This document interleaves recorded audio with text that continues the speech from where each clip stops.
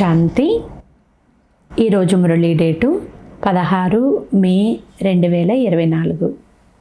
బాబా చెప్తున్నారు, మధురమైన పిల్లలారా, స్వయాన్ని సరిదిద్దుకునేందుకు గమనం పెట్టండి, దైవీ గుణాలు ధారణ చేయండి. తండ్రి ఎప్పుడూ ఎవ్వరిని కోప్పడరు, కానీ ప్రేమతో శిక్షణ ఇస్తారు. ఇందులో అస్సలు భయపడే విషయం ఏదీ లేదు అని బాబా అంటున్నారు. ఈరోజు మురళిలోని ప్రశ్న, పిల్లలకు ఏ స్మృతి ఉన్నట్లయితే సమయాన్ని వృధా చెయ్యరు? సమాధానము, ఇది సంగమ సమయము. మాకు చాలా గొప్ప లాటరీ లభించింది. తండ్రి మమ్మల్ని వజ్ర సమానమైన దేవతలుగా తయారు చేస్తూ ఉన్నారు. ఈ స్మృతి ఎప్పుడూ కూడా సమయాన్ని వృధా చేయనివ్వదు. ఈ జ్ఞానము సంపాదనకు మూలము కనుక ఎప్పుడూ కూడా చదువును మిస్ చేసుకోకూడదు. మాయా దేహాభిమానములోకి తీసుకుని వచ్చేందుకు చాలా ప్రయత్నం చేస్తుంది. కానీ మీకు నేరుగా తండ్రితో యోగం ఉంటే సమయము సఫలమైపోతుంది. ఓం శాంతి. వీరు మా తండ్రి అని, కనుక ఇందులో అస్సలు భయపడే అవసరమే లేదు అని మీకు తెలుసు. శాపం ఇచ్చేందుకు కానీ కోప్పడేందుకు కానీ వీరు ఏ సాధువో మహాత్మయో కాదు. ఆ గురువులు మొదలైన వారిలో అయితే చాలా కోపం ఉంటుంది. ఆ కోపం వచ్చినప్పుడు శపిస్తారు కూడా. శపిస్తారని మనుషులు వారికి చాలా భయపడతారు. కానీ ఇక్కడ అటువంటిదేమీ లేదు అని బాబా అంటున్నారు. పిల్లలు ఎప్పుడూ భయపడే అవసరమే లేదు. ఎవరైతే స్వయం చంచలముగా ఉంటారో వారు తండ్రిని చూసి కూడా భయపడతారు. ఆ లౌకిక తండ్రి అయితే కోప్పడతారు, కానీ ఈ తండ్రి ఎప్పుడూ కోపం మొదలైనవి చేసుకోరు. తండ్రిని స్మృతి చెయ్యకుంటే వికర్మలు వినాశనం అవ్వవు అని, జన్మ జన్మాంతరాలకు నష్టపడతారు అని బాబా మనకు అర్థం చేయిస్తున్నారు. ముందు ముందు పిల్లలు బాగుపడేందుకు తండ్రి జ్ఞానమునిస్తారు, అంతేకాని తండ్రి ఎప్పుడూ కూడా కోప్పడరు. పిల్లలు, మిమ్మల్ని మీరు బాగా సరిదిద్దుకునేందుకు స్మృతి యాత్ర పైన గమనం పెట్టండి అని, దానితో పాటు సృష్టి చక్రమును బుద్ధిలో ఉంచుకుని దైవీ గుణాలు కూడా ధారణ చెయ్యండి అని బాబా పిల్లలకు అర్థం చేయిస్తారు. ముఖ్యమైనది స్మృతి. అయితే సృష్టి చక్రం యొక్క జ్ఞానం చాలా సులభము, అది సంపాదనకు మూలము. కానీ దానితో పాటు దైవీ గుణాలు కూడా ధారణ చేయాలి. ఇది పూర్తి అసురీ గుణాల సమయము. చిన్న పిల్లల్లో కూడా అసురీ గుణాలు ఉంటాయి. అయితే వారిని ఏమాత్రం కొట్టకూడదు. అలా కొట్టినట్లయితే పిల్లలు ఇంకా ఎక్కువగా అసురీ గుణాలే నేర్చుకుంటారు. సత్యయుగంలో అయితే అలాంటివి నేర్చుకోరు. ఇక్కడైతే తల్లిదండ్రుల నుండి పిల్లలు అన్ని విషయాలు నేర్చుకుంటారు. బాబా పేదల గురించి చెప్తారు. ధనవంతులకైతే ఇదే స్వర్గంలాగా అనిపిస్తుంది. వారికి జ్ఞానం అవసరం లేదు. ఇది చదువు నేర్పించేందుకు, బాగుపరిచేందుకు టీచర్ అయితే కావాలి కదా. కనుక తండ్రి పేదల గురించి మాట్లాడతారు. పరిస్థితులు ఎలా ఉన్నాయి, పిల్లలు ఎంతగా పాడైపోతూ ఉంటారు. తల్లిదండ్రులను అందరూ చూస్తూ ఉంటారు. బాల్యంలోనే అందరూ చెడిపోతున్నారు. నేను పేదల పాలిటి పెన్నిధిని అని ఈ ఆత్మిక తండ్రి చెప్తున్నారు. ఈ ప్రపంచంలోని అసలు మనుషుల యొక్క స్థితి ఎలా ఉందో చూడండి అని బాబా అంటున్నారు. ఇది చాలా చాలా తమో ప్రధానమైనటువంటి ప్రపంచము.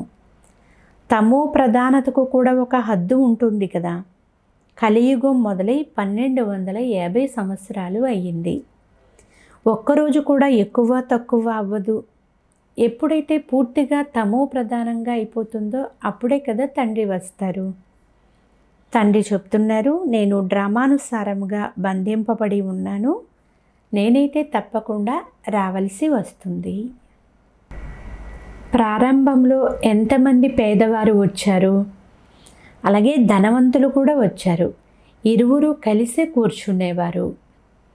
గొప్ప గొప్ప కుటుంబాల ఆడపిల్లలు పారిపోయి వచ్చారు. వారు వచ్చే సమయంలో ఏమీ తీసుకుని రాలేదు. ఎన్ని గలాటాలు జరిగాయి. డ్రామాలో ఏదైతే జరగవలసి ఉండినదో అది జరిగిపోయింది.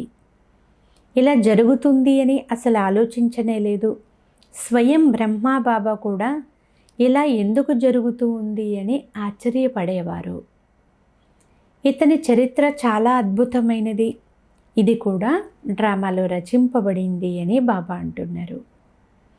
బాబా అందరికీ వారి ఇంటి నుండి జ్ఞానామృతం త్రాగేందుకు మా పిల్లలు వస్తున్నారు అని లెటరు తీసుకురమ్మని చెప్పేవారు. తరువాత వారి భర్తలు విదేశాల నుండి వచ్చారు. వారు విషం ఇవ్వమని పిల్లలను అడిగారు.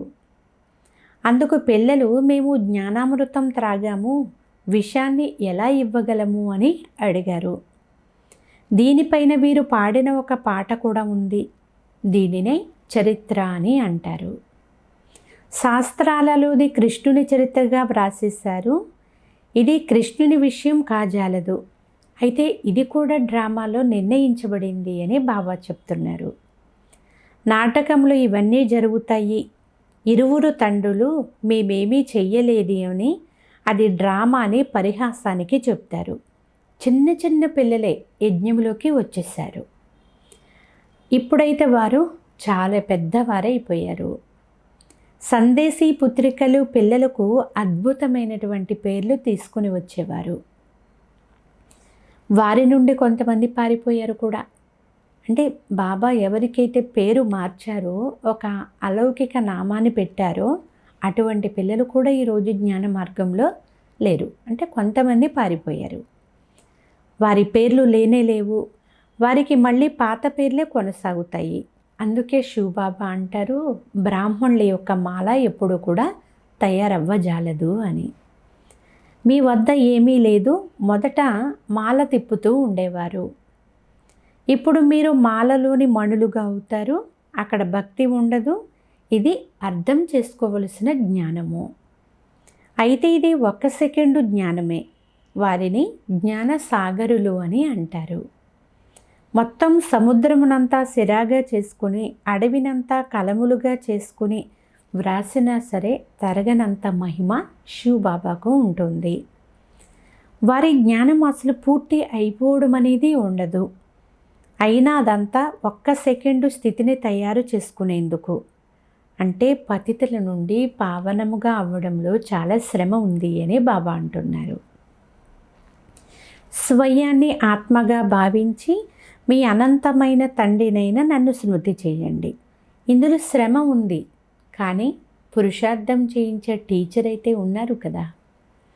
అయితే అదృష్టంలో లేకుంటే టీచరు కూడా ఏం చేయగలరు? టీచర్ అయితే చదివిస్తారు, అంతేకాని లంచం తీసుకుని పాస్ చెయ్యరు. ఇక్కడ బాబ్దాదా జాబులు వ్రాస్తూ ఉంటారు. శివబాబా కేర్ ఆఫ్ ప్రజాపిత బ్రహ్మ అని వ్రాస్తారు. తండ్రి నుండి ఈ దాదా ద్వారా వారసత్వం తీసుకుంటారు. త్రిమూర్తులలో బ్రహ్మ ద్వారా శివబాబా స్థాపన చేయిస్తారు. బ్రహ్మను సృష్టికర్త అనరు. అనంతమైన సృష్టికర్త ఆ తండ్రియే కదా. ప్రజాపిత బ్రహ్మ కూడా అనంతమైపోయారు. ప్రజాపిత బ్రహ్మ ఉన్నారు అంటే చాలామంది ప్రజలు కూడా ఉంటారు. ఎందుకంటే ప్రజాపిత కదా. అందరూ గ్రేట్ గ్రేట్ గ్రాండ్ ఫాదర్ అని అంటారు, కానీ శివబాబాను గ్రేట్ గ్రేట్ గ్రాండ్ ఫాదర్ అని అనలేరు. వారేమో ఆత్మలకు మాత్రం తండ్రి. ఆత్మలందరూ సోదరులే. ఆ తరువాత ఎప్పుడైతే ప్రజాపిత బ్రహ్మ సంతానముగా అవుతామో అప్పుడు సోదరి సోదరులుగా అవుతాము. అనంతమైన వంశానికి ముఖ్యమైన వారు ప్రజాపిత బ్రహ్మ. ఎలాగైతే వంశవృక్షం ఉంటుందో అలా ఇది అనంతమైన వంశవృక్షము. ఆదం బీబీ, యాడమ్ ఈవ్ అని ఎవరిని అంటారు? బ్రహ్మ సరస్వతులనే అలా అంటారు. ఇప్పుడు వంశవృక్షము చాలా పెద్దదైపోయింది. వృక్షమంతా శిథిలావస్థకు వచ్చేసింది. మళ్ళీ కొత్తది కావాలి కదా. దీనినే వెరైటీ ధర్మాల వృక్షము అని అంటారు. వెరైటీ రూపురేఖలు కూడా ఉన్నాయి. ఒకదానితో ఒకటి కలవవు. ప్రతి ఒక్కరి పాత్ర ఒకదానితో ఒకటి కలవదు. ఇవి చాలా గుహ్యమైనటువంటి విషయాలు అని బాబా చెప్తున్నారు. చిన్న బుద్ధి కలవారు అనుకోండి, వారు అసలు అర్థమే చేసుకోలేరు ఈ జ్ఞానాన్ని. చాలా కష్టము. ఆత్మలైన మనము చిన్న బిందువులము, పరంపిత పరమాత్మ కూడా చిన్న బిందువు. ఇక్కడ అంటే బ్రహ్మ ఆత్మకు పక్కనే వచ్చి శివబాబా కూర్చుంటారు.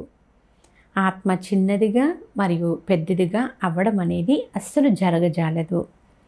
బాబ్దాదా కలిసి చేయు పాత్ర చాలా అద్భుతమైనది.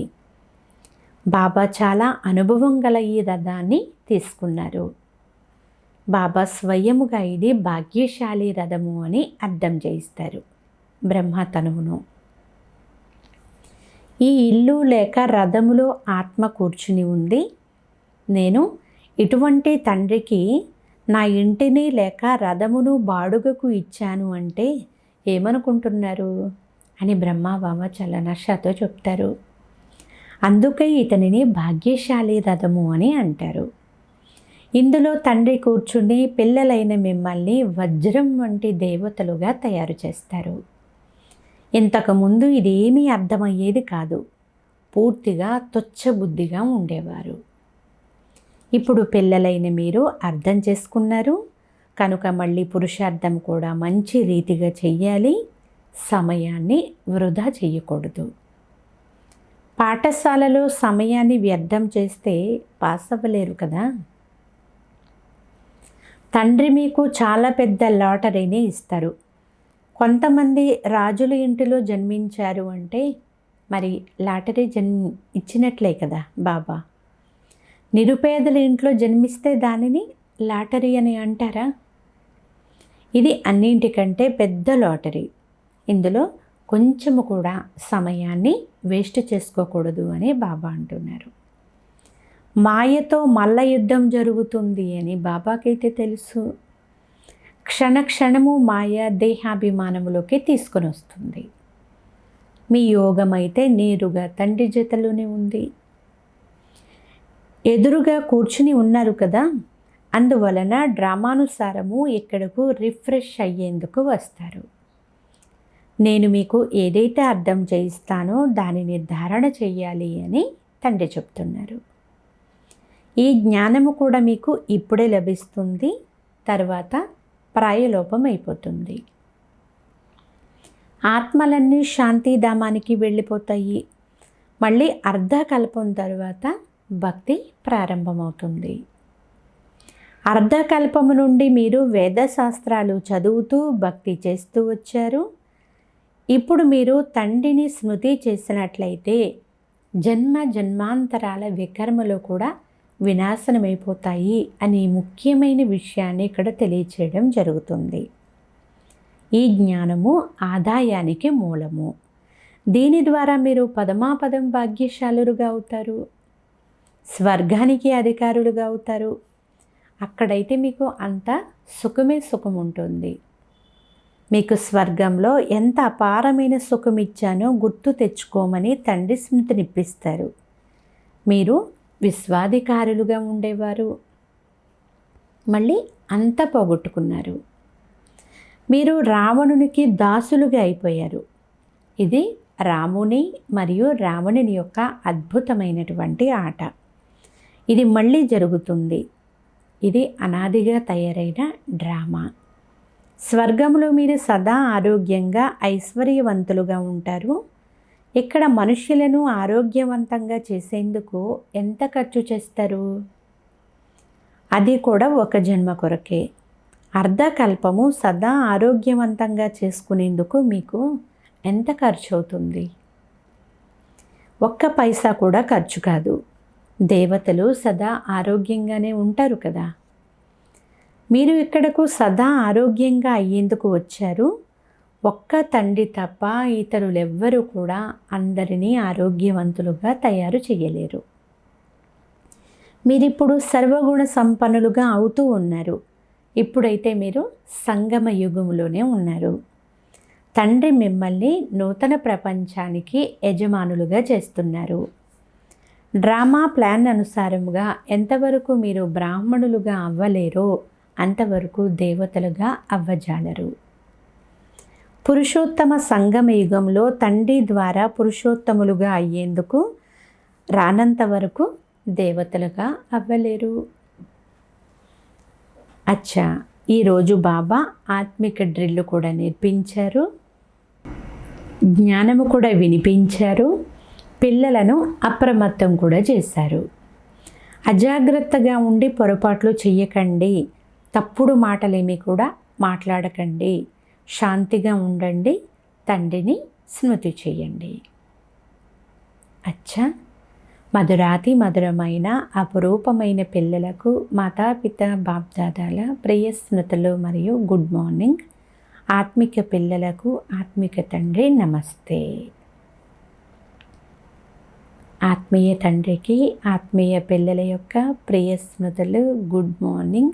నమస్తే నమస్తే నమస్తే. ధారణ కొరకు ముఖ్య సారము. ఫస్ట్ పాయింట్, వికర్మలను వినాశనం చేసుకొని స్వయాన్ని సరిదిద్దుకునేందుకు స్మృతి యాత్ర పైన పూర్తిగా గమనం పెట్టాలి. అలాగే దైవీ గుణాలను తప్పకుండా ధారణ చెయ్యాలి. సెకండ్ పాయింట్, దేవతలుగా అయ్యేందుకు సంగమ యుగంలో పురుషోత్తములుగా అయ్యే పురుషార్థం చేయాలి. అజాగ్రత్తగా మీ సమయాన్ని వ్యర్థం చేసుకోకూడదు అని బాబా అంటున్నారు. ఈరోజు వరదానము, జ్ఞానము యొక్క శ్రేష్ఠ ఖజానాలను మహాదానులుగా అయి దానం చేసే మాస్టరు జ్ఞాన సాగర భవ. ఎలాగైతే తండ్రి జ్ఞాన సాగరులో అలా మాస్టరు జ్ఞాన సాగరులుగా అయి సదా ఇతరులకు జ్ఞానమును దానం ఇస్తూనే ఉండండి. పిల్లలైన మీ వద్ద ఎంతో శ్రేష్టమైనటువంటి జ్ఞాన ఖజానా ఉంది. ఆ ఖజానాతో నిండుగా అయి స్మృతి యొక్క అనుభవాలతో ఇతరులకు సేవ చేయండి. ఏ ఏ ఖజానాలైతే మీకు లభించాయో వాటిని మహాదానులుగా అయి మీరు దానం చేస్తూ ఉండండి. ఎందుకంటే ఈ ఖజానాలను ఎంతగా మీరు దానం చేస్తూ ఉంటారో అంతగా మీ వద్ద అవి వృద్ధి చెందుతూనే ఉంటాయి. మహాదానులుగా అవ్వడము అనగా ఇవ్వడం కాదు, కానీ ఇంకా నింపుకోవడం అవుతుంది. స్లోగన్, జీవన్ముక్తితో పాటు దేహము నుండి భిన్నముగా విదేహీగా అవ్వడము ఇదే పురుషార్థము యొక్క అంతిమ స్థితి. అచ్చా, ఇప్పుడు మాతేశ్వరి గారి మధుర మహావాక్యాలు. గుప్త వేషధారి అయిన పరమాత్ముని ఎదుట కన్యలు మాతల యొక్క సన్యాసము. ఇప్పుడు ప్రపంచంలోని మనుషులకు ఈ కన్యలు మాతలు ఎందుకు సన్యసించారు అని ఆలోచన కలగాలి. ఇది హఠయోగము కాదు, కర్మ సన్యాసము కాదు. ఇది పూర్తిగా సహజ యోగము, రాజయోగము. ఇది తప్పకుండా కర్మయోగ సన్యాసము. పరమాత్మ స్వయముగా వచ్చి జీవించి ఉండే దేహ సైతము దేహములోని అన్ని కర్మేంద్రియాలను మనసు ద్వారా సన్యసింపచేస్తారు. అనగా పంచ వికారాలను సంపూర్ణంగా తప్పకుండా సన్యసించాలి. పరమాత్మ వచ్చి దానమిచ్చినట్లయితే గ్రహణం విడుస్తుంది అని చెప్తున్నారు. ఇప్పుడు అర్ధకల్పము నుండి పట్టిన మాయా గ్రహణం ద్వారా పతితంగా అయిపోయిన ఆత్మను మళ్ళీ తిరిగి పావనంగా తయారు చేసుకోవాలి. దేవతల ఆత్మలు ఎంత పవిత్రముగా మెరుస్తూ ఉన్నాయో చూడండి. ఆత్మ పవిత్రంగా ఉంది అంటే శరీరము కూడా నిరోగి పవిత్రమైనది లభిస్తుంది. ఇప్పుడు ఈ సన్యాసం కూడా ఎప్పుడు వీలవుతుంది అంటే, మొదట ఏదైనా లభించాలి. పేదబాలుడు ధనవంతుల ఒడిలోకి వెళ్తాను అంటే తప్పకుండా ఏదో చూసే కదా ధనవంతుల యొక్క ఒడిని తీసుకుంటాడు. కానీ ధనవంతుల బాలుడు పేదవారి ఒడిలోకి అయితే వెళ్ళలేడు. ఇది అనాథాశ్రమము కాదు. ఇక్కడ పెద్ద పెద్ద ధనవంతులు, కులీన మాతలు, కన్యలు ఉన్నారు. వారిని ప్రపంచములోని వారు ఇప్పుడు కూడా తిరిగి ఇంటికి రమ్మని కోరుతూనే ఉన్నారు. అయితే ఆ మాయావి ధనము, పదార్థాలు అనగా సర్వస్వము సన్యసించారు అంటే వారేం ప్రాప్తి చేసుకున్నారు? కనుక వారి నుండి వారికి తప్పకుండా ఎక్కువ సుఖశాంతులు ప్రాప్తించినందువలన ఆ ధనమును, పదార్థాలను కాదనుకుని వచ్చేశారు. రాజా గోపీచంద్ లేక మీరాబాయి తమ రాజ పదవిని, రాణి పదవిని సన్యసించినట్లు వీరు కూడా సన్యసించారు. ఇది ఈశ్వరీయ, అతీంద్రియ, అలౌకిక సుఖము. దీని ముందు ఆ ప్రాపంచిక పదార్థాలన్నీ కూడా తుచ్చమైనవి. ఇలా మరజీవగా అవ్వడం వలన మేము జన్మ జన్మాంతరాలకు అమరపురిలో చక్రవర్తి పదవిని ప్రాప్తి చేసుకుంటున్నామనేది వారికి తెలుసు. అందుకే భవిష్యత్తును తయారు చేసుకునేందుకు పురుషార్థం చేస్తూ ఉన్నారు. పరమాత్ముని వారిగా అవ్వడము అనగా పరమాత్ముని వారిగా అయిపోవడము, సర్వస్వము వారికి అర్పణ చేయడము. అందుకు బదులుగా వారు అవినాశి పదవిని ఇచ్చేస్తారు. ఈ మనోకామన పరమాత్మయే స్వయంగా ఈ సంగమ సమయంలో వచ్చి పూర్తి చేస్తారు.